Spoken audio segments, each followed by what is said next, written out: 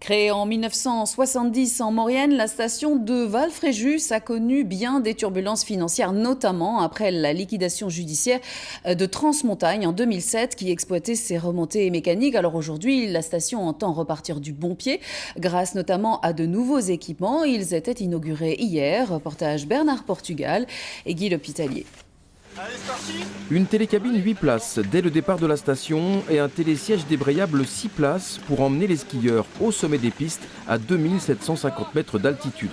Val-Fréjus possède désormais 2 nouvelles installations de très haut niveau pour accueillir sa clientèle. Coût total de l'opération, 15 millions d'euros.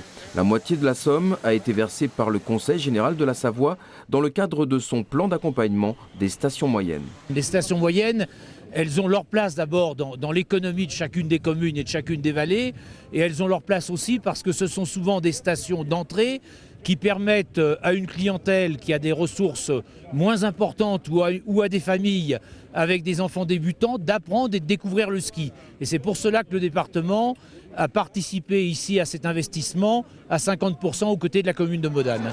Après avoir connu des années de tourmente sur le plan financier, Val-Fréjus veut donc désormais envisager l'avenir avec sérénité. L'an dernier, le chiffre d'affaires de la saison d'hiver a augmenté de 15% et les 2 nouvelles installations dont dispose désormais la station devraient lui permettre de continuer sur cette lancée. Le télécabine 8 places d'Arondaz va permettre d'extraire de la station les simili de la station de manière rapide, fiable, avec un confort inégalé jusqu'alors à Val-Fréjus.